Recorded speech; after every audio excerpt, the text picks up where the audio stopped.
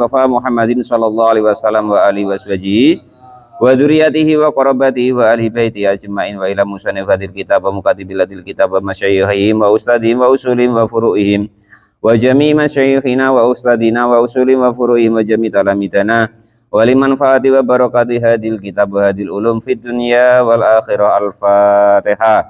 A'udzu billahi minasyaitonir rajim. Bismillahirrahmanirrahim. Alhamdulillahirabbil alamin. Arrahmanir rahim. Maliki yaumiddin. Iyyaka na'budu wa iyyaka nasta'in. Ihdinas siratal mustaqim. Siratal ladzina an'amta 'alaihim ghairil maghdubi 'alaihim waladdallin. Bismillahirrahmanirrahim. Qala al-mu'allif rahimahullah wa nafa'ani bi ulumihi fid dharain amin ya rabbal alamin. Masih meneruskan bab yang ke-15 kemarin, yaitu tentang ketika roh itu keluar. Kemarin diterangkan yaitu nanti hamba itu mulutnya dikunci, terus masuk kepada orang yang dijabut nyawanya itu 4 malaikat yang ditugasi sama Allah, mencarikan makanannya bahwa sudah tidak ada lagi, mencarikan air untuknya bahwa sudah tidak ada jatahnya setetes pun lagi, mencarikan rizkinya bahwa sedikit pun tidak ada jatahnya lagi, mencarikan nafasnya bahwa sedikit pun tidak ada lagi, dan seterusnya seperti kemarin. Kalau lupa ditengok YouTube-nya ya.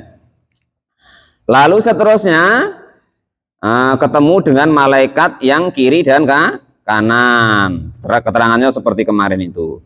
Seterusnya ini, sumayang sorofu, lalu pada pergi siapa al-malaku, para malaikat yang diterangkan kemarin itu. Nah, sudah malaikat-malaikat itu, malaikat rahmat, malaikat azab, samping kiri, samping kanan, bagian depan, belakang, yang tukang nyarikan rezekinya, ya kan, masukkan, mengeluarkan nafasnya. Nah, itu sudah pergi, baru fayadkhulu, maka masuk siapa malakul mauti, malaikat maut. Israel baru masuk. Nah, ya. Itu Israel baru masuk. Malaikat maut kemarin sudah tahu ya. Namanya memang Israel, tapi malaikat maut itu banyak. Khusus Israel, malaikat papan atas itu khusus mencabut nyawa-nyawanya para nabi dan rasul. Kalau kita ya anak buahnya. Ya, pokoknya entah terdidik entah tidak yang nyabut kita, ya kan itu. Nah itu. Kalau yang tidak terdidik ya kasar, serok, mendelik nutup gitu. Belum pengalaman ya kan. Masih magang istilahnya kan itu. Ya tidak magang, memang begitu Mas itu. Wa an yaminihi, jadi setelah itu semua maka barulah malaikat maut mau mencabut nyawanya. Wa an yaminihi, dan itu dari sebelah kanannya malaikat maut, malaikatur rahmati, adapun malaikat rahmat.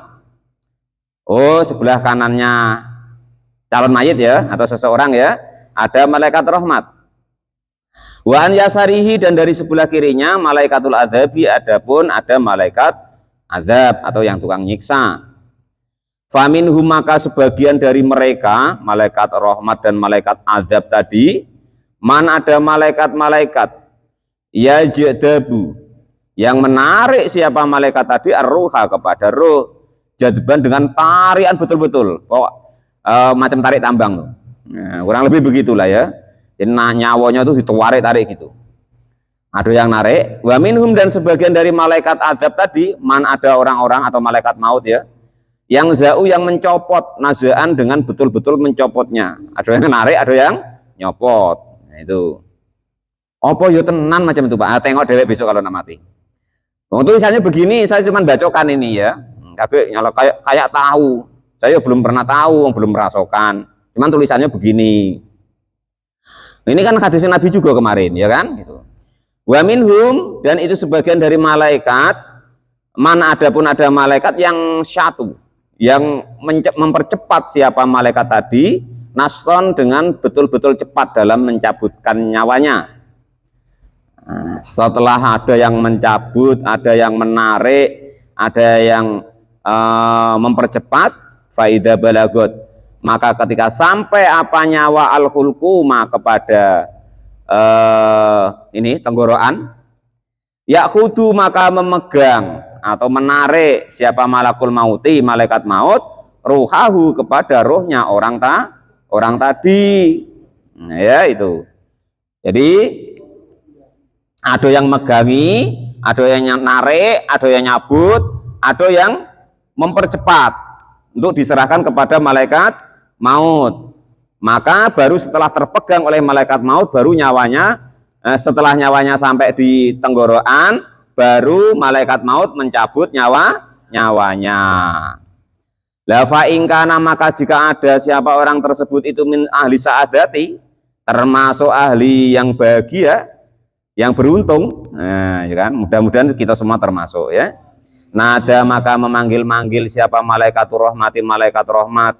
Andaikan kita dari kecil, dari muda kok berbuat baik, sholat tidak pernah tinggal, puasa tidak pernah tinggal, sedekah ya sering, zakatnya dibayar, ya kan? Yang kaya sudah haji, sama tetangga ya pada baik-baik, sama kawannya pada baik-baik, ya maka insya Allah nanti yang manggil ya malaikat rahmat. Maka dia manggil-manggil, nah gitu ya, dipanggil oleh malaikat rahmat. Wa ingkana, dan jika kok sebaliknya, jika ada siapa orang yang dicabut nyawanya itu min ahli sakawati, dari ahli celaka, ya maksudnya sudah nampak dari dulunya tuh tidak mau taat, tidak mau sholat, tidak mau tobat, tidak mau ngaji, tidak mau zakat, tidak mau puasa, dan sama manusia ya ipekereng umpama, ya kan, nyenteng umpama, ya nada, maka manggil-manggil kepada orang tersebut siapa malaikatul adabi, malaikat azab atau malaikat yang tukang menyiksa. Mudah-mudahan kita yang pertama tadi semuanya ya. Fatahudu, maka lalu mengambil siapa al malaikatu, malaikat ar-ruha, kepada roh. Lalu jadi setelah di oyok-oyokan tadi, ada yang nyabut, ada yang narik, ada yang megangi. Terus ketika sampai di tenggorokan diserahkan kepada malaikat maut tadi, terus dipanggil-panggil dari malaikat rahmat bagian kanan, malaikat ada bagian kiri. Lalu setelah itu, setelah dicabut sama malaikat maut, maka lalu dibawa oleh malaikat maut tersebut apa ruh-ruhnya. Setelah dibawa fata aroja, lalu naik siapa malaikat maut atau malaikat yang bawa rohnya tadi, biha dengan rohnya orang yang dicabut tadi, ila hadrati rabbil alamin, kehadiratnya rabbil alamin, Tuhan semesta alam. Jadi setelah dicabut baru dilaporkan kepada Allah Subhanahu wa ta'ala. Itu prosesnya begitu. Nah sekali lagi ya, entah ya tak tidak Pak, terserah, saya cuma bacokan ya, mbok percaya mbok ora karepmu. Nah ora percaya sesuk umpama nak mati, aku ya wis mati. Nah, kita cerita, wah bener Pak, saya baca nambian di kitab Taqwa, aku ada baru cerita gitu, reunian ya kan. Itu. Ingkana, jika ada siapa orang tersebut itu min ahli sa'adati, termasuk ahli orang-orang yang baik, fayaqulu, maka lalu berfirman siapa Allah, sebenarnya berfirman boleh, bersabda boleh, berfatwa ya boleh sebenarnya. Nah, cuman wong umumnya tuh berfirman, wah aku ngomong berfatwa, ketok gobloke. Padahal ya ada di Quran. Yuk innallaha yuftikum fil kalalah, fatwa. Ya, cuman kalau saya ngomong Allah berfatwa ya ustaz apa entah itu kan gitu. Padahal Qurannya ya ada bahwa Allah berfatwa. Nah, aku melok caca melok goblok wae ben selamat Mas Adat. Qala al-mu'allif rahimahullah. Fayaqulu, maka lalu berkata atau berfatwa siapa Allah Ta'ala atau berfirman siapa Allah Ta'ala, irji'u, maka mengembalikanlah kalian wahai malaikat kepada nyawanya, ila badaniha, kepada badannya si mayit tadi. Jadi setelah dilaporkan kepada Allah kalau dia termasuk orang yang baik, maka Allah memerintahkan untuk mengembalikan rohnya. Kan dicatat dulu tuh, oh ya sudah mati, betul, dilaporkan kepada Allah, baru disuruh mengembalikan kepada badannya. Sampai kapan kata tangduru? Sehingga melihat siapa roh tadi yang dikembalikan ke badannya, maksudnya ditaruh di sekeliling situlah. Maka pada segala sesuatu yakunu yang ada apa ma min jasadi, dari jasadnya orang tersebut. Maksudnya dia melihat jasadnya yang dia sudah berpisah dengan dia tadi. Sumatah bitu, lalu turun siapa ma'al malaikatu, malaikat wa ma'ahum, dan itu berserta para malaikat, ar-ruhu, adapun roh. Jadi karena sudah disuruh membalikkan ke tempat jasadnya, maka malaikat tadi membawa rohnya tadi, membawa turun lagi. Fayadu'unah, maka pada meletakkan siapa malaikat tadi fi wastil dari, di tengah-tengah rumahnya. Jadi kalau setelah roh itu dilaporkan kepada Allah, disuruh lagi sama Allah mengembalikan ke tengah-tengah rumahnya. Nah itu, maka kita jangan aneh-aneh kalau ada orang meninggal ya. Nah itu, dia nengok kita, rupanya sedih kamu cuman pencitraan. Sedih kamu rupanya itu cuman icek-icek. Padahal nak nengok jandoku, mau kok laki-laki ya kan. Nah itu, kalau perempuan ya entah macam mana lah kan itu. Nah itu, kalau perempuan ya mungkin nengok, walah mas, rupanya kamu tuh seneng kalau aku mati ya begitu. Fayang duru maka lalu melihat siapa roh tadi man kepada orang-orang yahzunu yang benar-benar sedih siapa orang tersebut alaihi kepada si mayat. Roh itu tadi nengok, alah Bang Edi itu sedih betulan ditinggal umpama kan. Kang Pangat seneng karena nyari lagi lah umpama ya kan itu. Bismillahirrahmanirrahim umpama Kang Pangat itu. Itu. Ini umpama loh tadi loh ya. Ini kan mencontohkan. Maksudnya nerangkan ini loh ya. Jadi roh itu melihat siapa yang bersedih. Waman layazunu, dan waman dan orang-orang layazunu yang tidak sedih alaihi kepada si mayat. Umpama bapak mati, icake nangis, rupanya seneng uang untuk warisan umpama kan. Tahu dia, alah kebangetan lele gue. Rupanya kamu cacak susah, cacak nangis, rupanya kamu seneng. Nah dapat warisan ya kan gitu. Nampak dia tahu gitu ya. Itu ya. Orang ngurusi mayite ya kan. Orang ndongakne bapake malah kulu kilir karo udah tudut. Ya Allah, ngenes bapake sing mati ruwe ndelok iku. Walah lele. Alah nduk umpama. Qala al-mu'allif rahimahullah. Wa adapun roh tadi itu layatiku tidak mampu al-kalama kepada berbicara. Jadi roh tadi dia melihat, menyaksikan siapa yang sedih dengan dia, siapa yang enggak, siapa yang mendoakan, siapa yang merasa kehilangan dan lain sebagainya dengan nyata. Tapi dia tidak bisa berbicara. Kalau dia bisa berbicara ramuat masjid iki. Iya, Mas Mus Rauman Gon, percayalah. Untung kok dia tidak bisa ngomong, atau dengan hadis yang depan kemarin tuh ya kan. Semuanya mendengar kecuali jin dan manusia. Andai kan kok kita dengar rauman gon kita di masjid ini, kita mungkin ngaji diusir apa di luar. Nah gitu kan. Sumatasyiu, lalu dibawa ya, apa diantar ya, lalu diantar siapa jenazah ila qabrihi kepada kuburnya jenazah, sehingga dia mengikuti ke kuburnya roh tadi. Faya'muru, maka memerintahkan siapa Allah Ta'ala ayauda, jika mengembalikan siapa malaikat arruha kepada rohnya yang mati tadi, ila jasadihi kepada jasadnya, kama seperti keadaan kana yang ada apa ada itu fidunya di dunia ya. Rohnya dibalikkan lagi, dilebukkan di dalam kubur. Nah itu yang katanya enggak tahu, jangan tanya-tanya, ini tahu loh ya. Wah, apa? Ini tulisannya balik inian. Walaupun ini nanti ada perbedaan pendapat ya. Wah talafat, dan berbeda pendapat apa riwayat itu, suatu riwayat fihi di dalam masalah baliknya roh. Nah, beda pendapat, ada yang nengok rohnya itu balik betul. Qala, maka berkata siapa badum sebagian yang melihat, maksudnya yang Allah kasih kasef atau kasih lihat, ya jalu, menjadikan siapa Allah arruha kepada roh fi jasadi, di dalam jasadnya. Ada yang Allah perlihatkan, orang-orang yang kasef atau diberi wewenang oleh Allah bisa melihat itu, memang betul-betul rohnya itu dibalikkan ke jasad. Kama seperti keadaan kana yang ada apa mayit di dalam sebelumnya. Setelah dimasukkan ke jasadnya lagi dalam kubur itu, sumaya jelisu, lalu duduk siapa mayit sumayu jelasu lalu didudukkan siapa mayit, wa yus'alu dan juga ditanyai. Terus piye Pak sempit? Oh, enggak urus, Allah Maha bisa, gitu ya.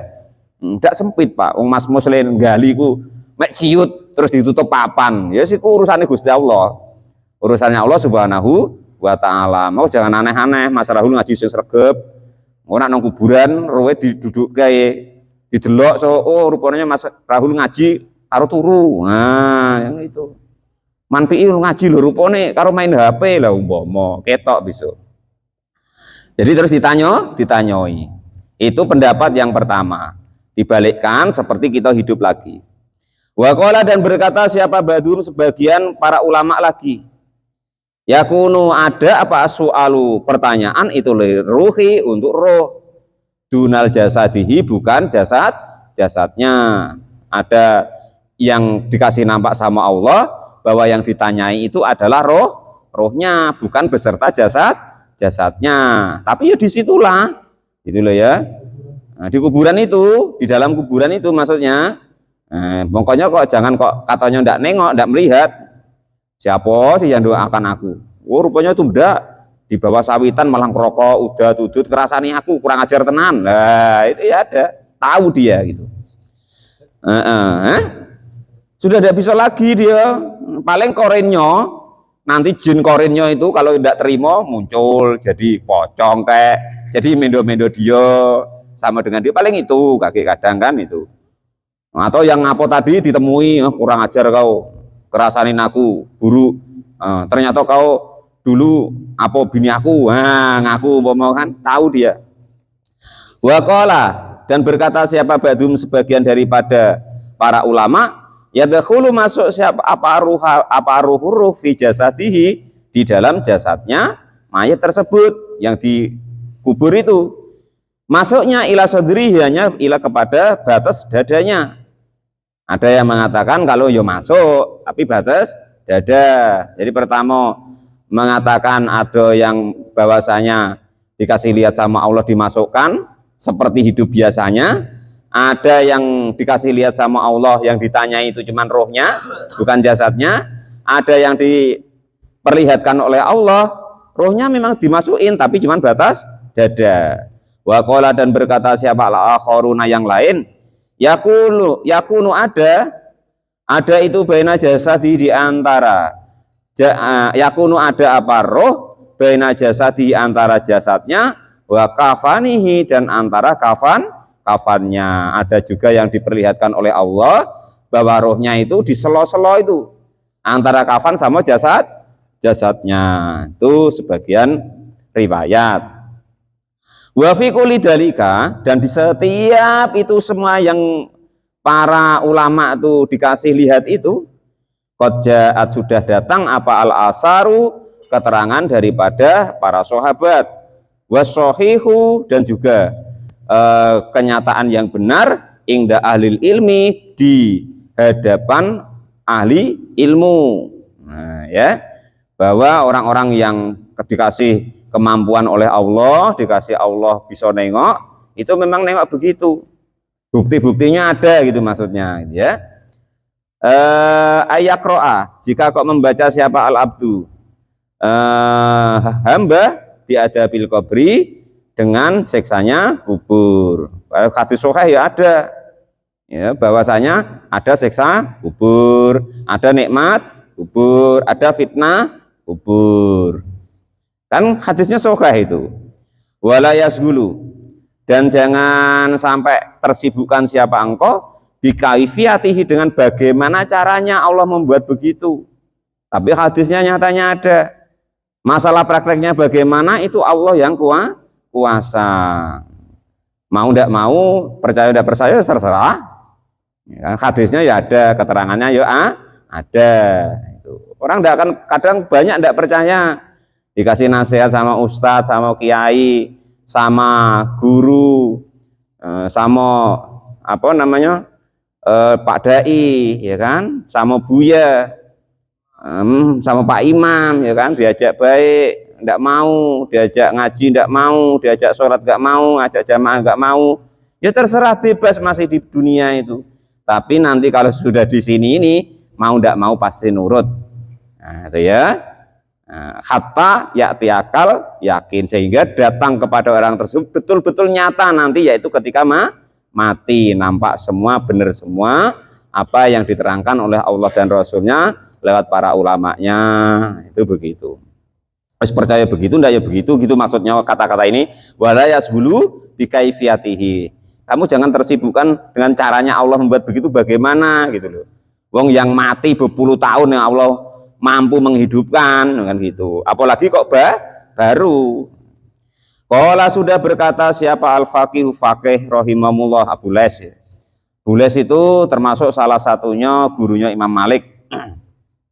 Man adapun barang siapa itu aroda menginginkan ayang ju jika kok selamat min adabil kubri dari sisa kubur fa alaihi maka wajib kepada orang tersebut ayulazima jika melanggengkan siapa orang tersebut arba'ata asya'a kepada 4 perkara wa istanibu dan menjauhi al-arba'ata kepada 4 perkara.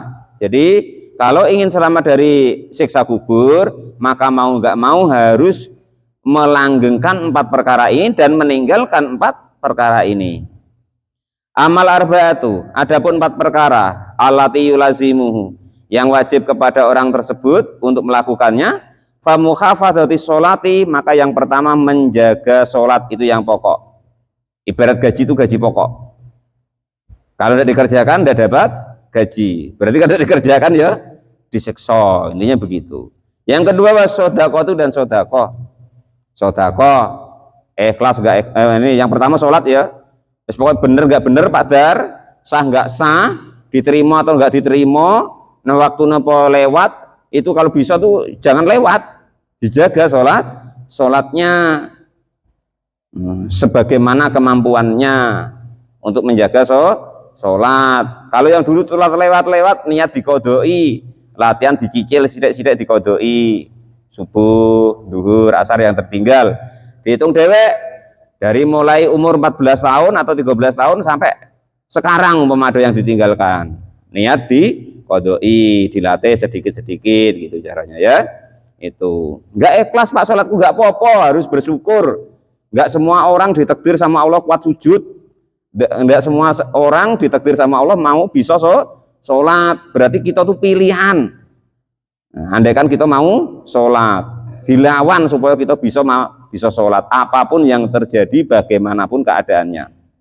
Itu yang pertama yang harus dijaga, maka akan selamat dari siksa kubur. Yang kedua wasodako itu dan juga sodako.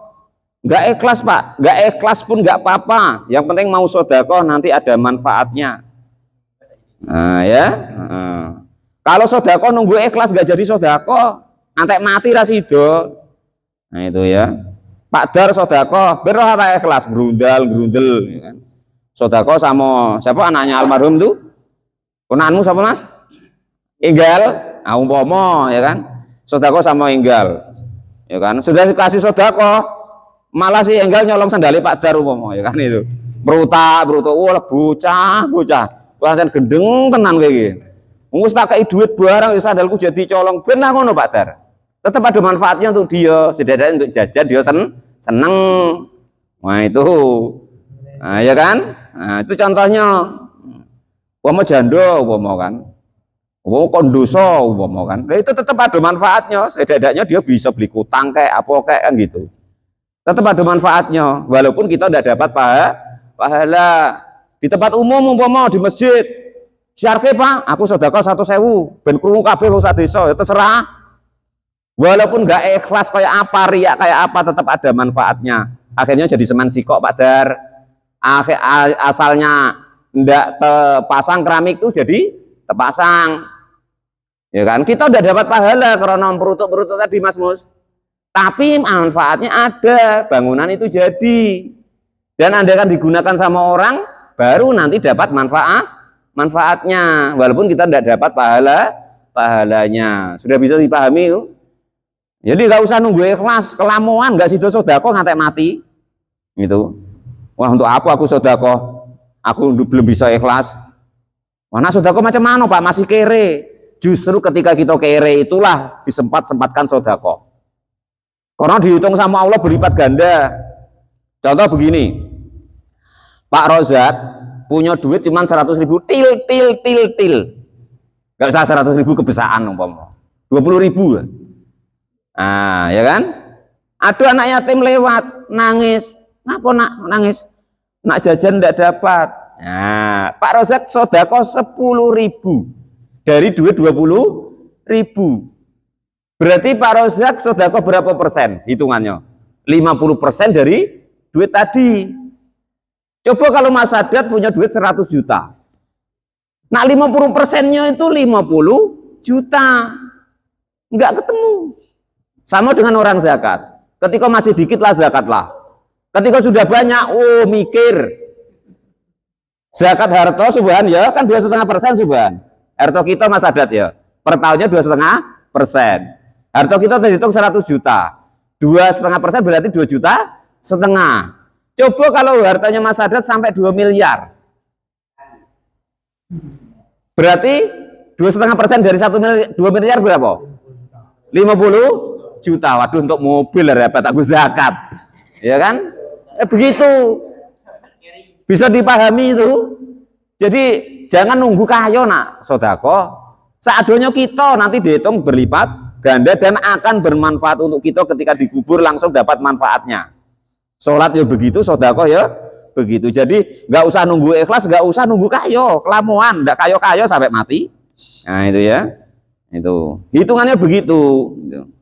Itu yang nomor 2. Yang seterusnya wa qiraatul Qur'ani, dan membaca Al-Quran. Ingat man, ini dalilnya man.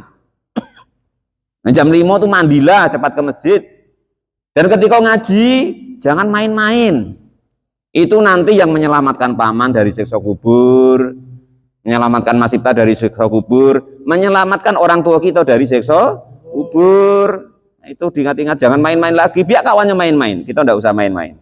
Karena sudah tahu bahwa itulah yang menjadi pelita, menjadi penyelamat kita besok di kubur. Nah, itu.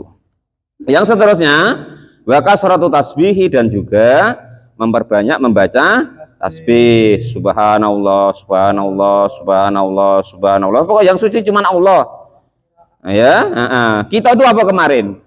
Kita sok suci, hulu kiler kita tuh bawa tai.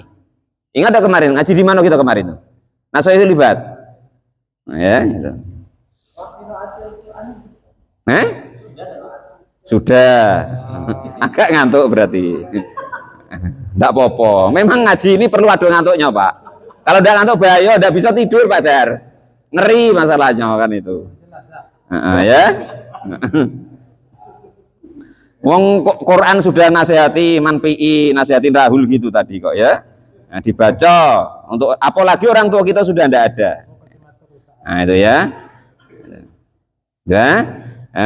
Yang terakhir yaitu membaca tasbih. Karena itulah yang akan ibaratnya menyirnakan diri kita yang sok suci, sok hebat, sok baik. Nah, itu ingat-ingat kemarin pasalnya ya, peraturannya atau undang-undangnya. Kita kok merasa lebih baik dari apapun dan siapapun, berarti kita adalah sekotor-kotor manusia atau sesombong-sombong manusia. Itu diingat-ingat. Tanda-tanda sombong apa? Wis gampang. Saya macam saya kok merasa lebih baik dari Mas Sipta, merasa lebih baik dari Pak Muklis atau dari apapun dan siapapun, itu berarti sombonglah saya. Itu begitu caranya. Fa'ina hadilasya, karena inilah 4 perkara itu tudiu akan menerangi apa 4 perkara ini tadi al-qabro kepada kuburan. Selain menerangi kuburan, baik kuburan kita maupun orang tua kita yang sudah enggak ada, wa tawassa'ahu, dan juga meluaskan apa kuburan tadi, apa 4 hal tadi kepada kuburan. Tapi Pak, saya kan besok diyasinkan sama anak saya. Pantai ya tidak, ya kan? Yang yasinan tuh orang-orang dulu Pak Rozak. Dia di luar hulu kilirnya walamin orang. Ya, itu. Padahal hadisnya begini. Termasuk nanti yang menambah amal orang mati, waladun solihun yad'ulah, anak yang soleh yang mendoakan dia, bukan ustadun yad'ulah, bukan ustadun solihun yad'ulah, bukan ustad yang soleh yang mendoakan dia, atau imam masjid yang soleh yang mendoakan dia, atau pegawai syara yang soleh yang mendoakan dia Pak Dar, tapi anak yang soleh yang mendoakan dia. Dan harus dicatat, itu cuma sebagai tambahan amal. Jadi ada 3 yang bisa menambahi amal kita ketika kita sudah mati, karena tidak bisa beramal lagi. Termasuk salah satunya anak soleh, sedekah jariyah, dan amal ilmu yang diamalkan atau diajarkan. Ya, cuma nambah. Ya harus kita cari dewek. Ketika hidup itulah kemarin 3. Ya, ketika hidup ada 3 dibagi 3, Mbak Dur nggak ada sayangnya. Roh tadi diterangkan balik kepada Allah. Yang kita kerjakan, kita berbuat baik, buruk, Pak Dar, balik ke kita. Tubuh kita, Pak Dar, untuk cacing. 3 dibagi 3. Diri kita itu 3 hal dibagi 3, roh, amal, jasad. Roh balik ke Allah seperti keterangan ini tadi, amal balik ke kita seperti keterangan ini tadi, terus jasad kita bagiannya cacing, belatung, dan dihimpit-himpit bumi. Angger iki gak gelem sholat, gak gelem sedekah, terus gak gelem maca Quran, gak gelem baca tasbih, ya kuburannya gak diluaskan.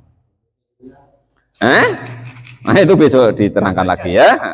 Wa amal arba'atu, dan adapun 4 allati yajtanibuha fal kidbu wal khiyanatu wan namimatu. Dan adapun 4 perkara yang itu menyebabkan kita itu nanti langsung kena adab kubur, allati yaitu 4 perkara yajtanibu, yang wajib meninggalkan kita semua kepada 4 perkara tadi. Yang pertama itu fal kidbu, maka berdusta, wal khiyanatu, dan juga khianat, wa namimatu, dan juga adu-adu, adu domba atau adu-adu ya. Wal baulu, dan juga kencing, alal badani, di atas badan. Itu nanti membahayakan diri, artinya tidak mau istinja, kencing tidak berbasuh. Nah itu ya. Ya, kencing nggak berbasuh, sudah itu digunakan malamnya, ya kan? Akhirnya jadi anak, akhirnya ya campuran dengan kencing nggak berbasuh. Nah, itu jadinya kita tengok dulu lah anak kita. Jangan nengok anak orang, anak kita. Oh itu dulu saya kencing nggak berbasuh, saya buatnya. Nah itu tengok. Itu di dunianya hasilnya, belum di akhiratnya, belum di alam kuburnya ini. Nah, itu. Wa amal arba'atu allati yajtanibuha fal kadhibu wal khiyanatu wan namimatu wal baulu alal badan. Wallahu a'lam bishawab. Alhamdulillahirabbil alamin.